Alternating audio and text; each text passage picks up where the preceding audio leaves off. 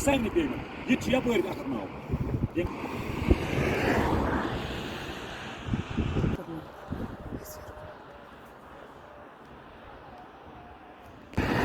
योतान ना ये खड़ी बुला मुझे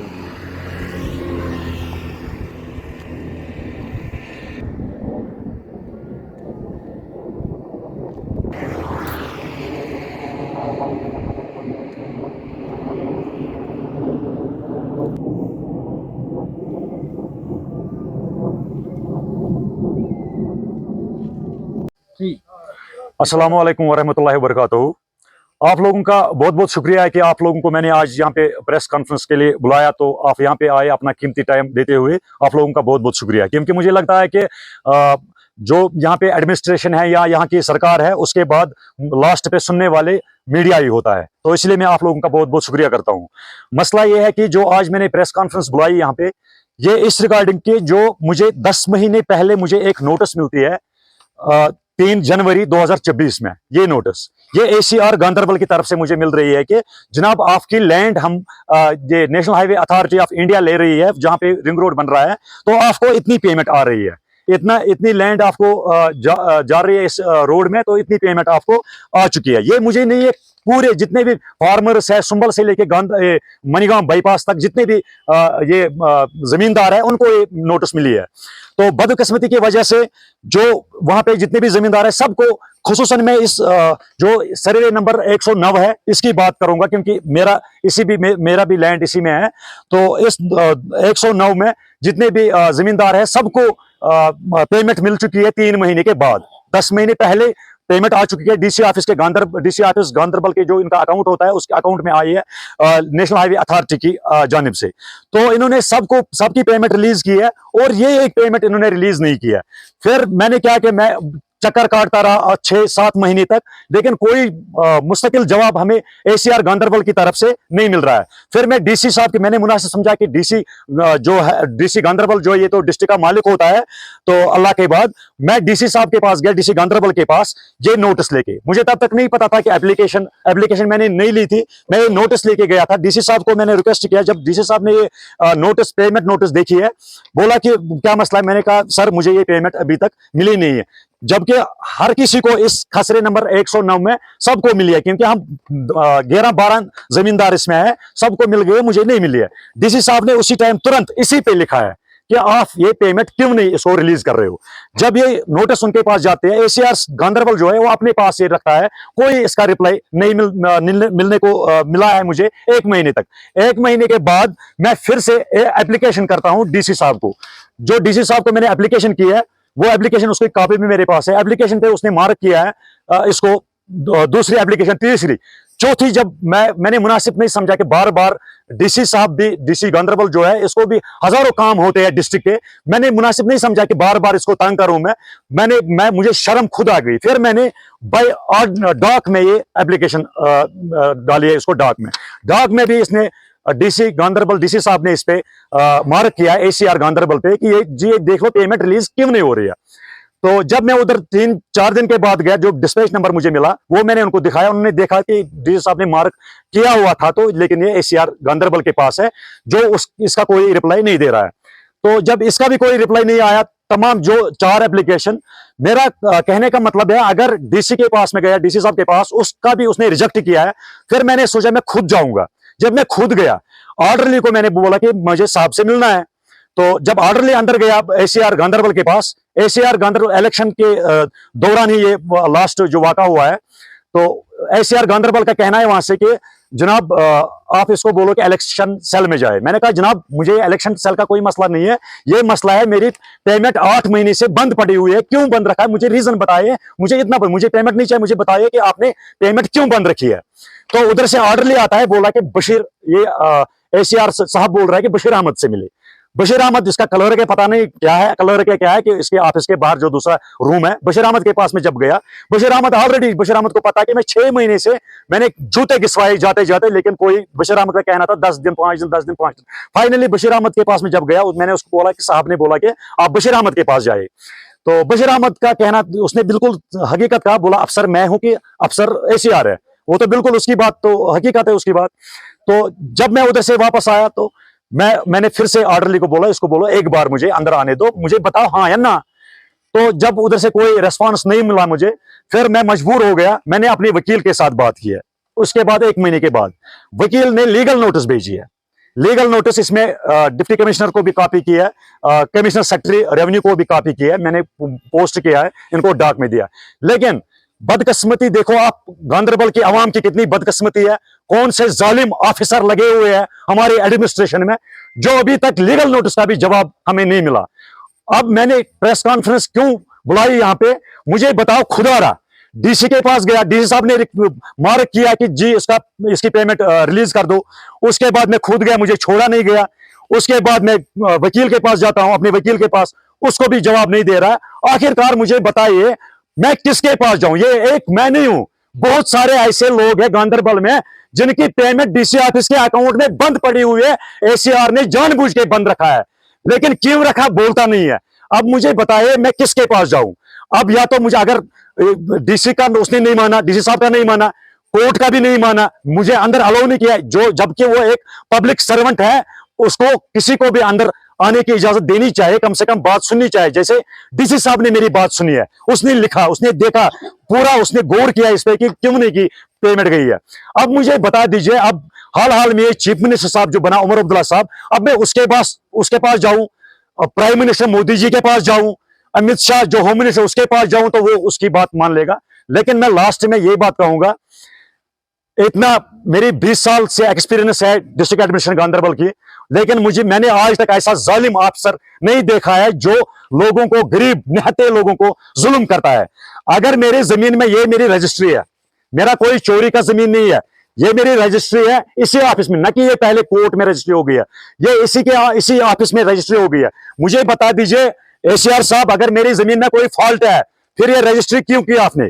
फिर स्टैंप ड्यूटी मेरे से क्यों ली है? फिर गवर्नमेंट के लिए गवर्नमेंट फीस मुझसे गवर्नमेंट खाते में जमा क्यों करवाया? नंबर 1। नंबर 2, अगर मेरे जमीन में कोई प्रॉब्लम है, ये नोटिस क्यों मुझे मिली है 1 जनवरी को, 3 जनवरी को, कि आपकी पेमेंट इतनी आ गई है? नंबर 4, अगर मेरे जमीन में कोई प्रॉब्लम है, national highway authority of India को आपने मेरे जमीन का रिकॉर्ड क्यों भेजा है? उनसे मेरी जमीन की पेमेंट ली है, वो अपने पास रखी है, मुझे इस चीज का जवाब दीजिए। अगर इसके बावजूद भी मेरी जमीन गलत है, इसमें कोई फॉल्ट है, मुझे वो स्टाम्प पेपर, जो मैंने स्टाम्प ड्यूटी लगाई है, वो पैसे मुझे वापस कर दो। जो मैंने गवर्नमेंट खाते में रजिस्ट्री फीस जमा किया है, वो मुझे वापस कर लो।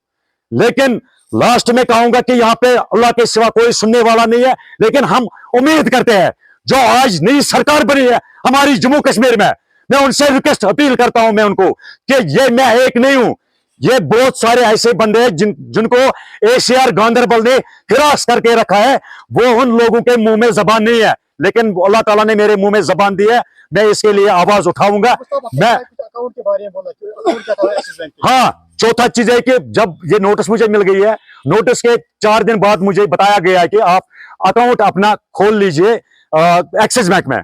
मुझे बता दीजिए ये एक्सिस बैंक में क्यों मैं मैंने खोल दिया। जो भी उन्होंने मेरे से फॉर्मेलिटी मांगी है, मैंने वो फॉर्मेलिटी दे दी है।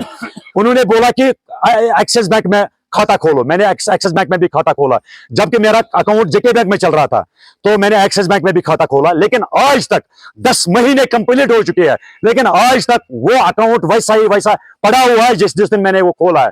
लेकिन बड़ी अफसोस की बात है, बड़ी शर्म की बात है, हमारे मजलूम आवाम के साथ कैसा इस्तेसाल किया जा रहा है गांधरबल में। थैंक यू आप लोगों का। साहब, आपकी जो जमीन, आपका जो पोर्शन है इस सर्वे नंबर के हिसाब से, जी, उसकी कितनी पेमेंट बनती है? और बाकी जो आपके 11 लोग हैं उसमें शामिल, उनकी कितनी पेमेंट? उनकी भी देखो, जो मुझे नोटिस मिली है, इसमें हर किसी को अपनी अपनी नोटिस मिली है, उनको लिखा गया कि कितनी जमीन चली गई है। मेरी जो नोटिस है 109 में जो उसमें थे, उनको सबको पेमेंट मिल गई है, किसी को 10 लाख है, किसी को 15 लाख, किसी को 5 लाख। मुझे नोटिस मिल रही है एक मरला 2220 फीट, ये पौने 2 मरले हो गए, ठीक है। इसका अमाउंट बनता है 6,71,747। लेकिन ये 10 महीने पहले, अब मैं जैसे भी पेमेंट लूंगा, मैं विद इंटरेस्ट इन 10 महीनों का भी इंटरेस्ट में एसीआर गांधरबल से लूंगा, क्योंकि उसने जानबूझ के इस अकाउंट में रखा है, क्योंकि मुझे बोला गया है कि एक्सिस बैंक में अकाउंट खोल लो, क्योंकि ताकि उनको कोई डील होगी एक्सिस बैंक के साथ, क्योंकि इन्होंने जानबूझ के उस अकाउंट में पैसे बंद रखे हैं, क्योंकि इनको इंटरेस्ट मिल रहा है।